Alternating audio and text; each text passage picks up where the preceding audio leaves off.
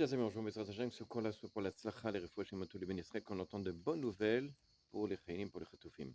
Alors, vous savez que lorsqu'on achète des tefilines pour la bar mitzvah ou pour toute autre chose, ce qu'il faut faire attention, à part évidemment l'écriture, on en parlera peut-être un jour, Mesrat Hachem, les boîtiers, il y a ce qu'on appelle les lanières. Vous savez, les lanières, c'est quoi? C'est du cuir. Le cuir, il passe par le tannage. Et le tannage, il faut savoir que c'est une loi de la Torah dans laquelle on doit dire je tanne la peau au nom de la sainteté des tefilines, des mezuzot, du Sefer Torah, etc.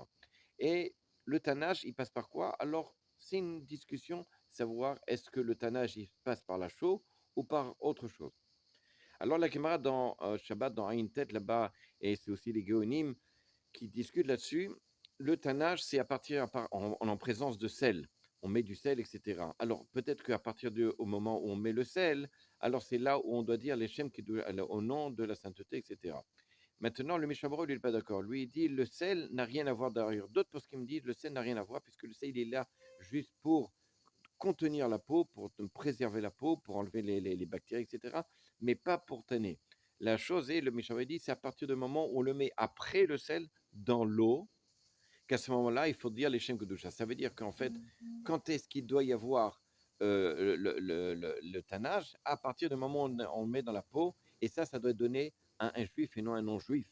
Le Chazonish, lui, il rapporte le Ramban comme quoi c'est une loi de la Torah, que le tannage commence même à partir du sel, et donc dès le départ, ça devrait donner à un juif de tanner la peau et non à un non-juif.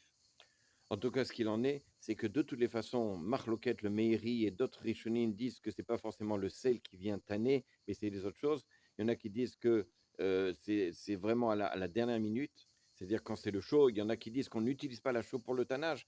Quoi qu'il en soit, là, la est que dans le commerce, de toutes les façons, on ne trouvera pas, d'après ce que dit le Chazonish, que les usines sont MacPiz, fassent attention à ce que la peau soit tannée forcément par un juif lorsqu'il est mis dans le sel.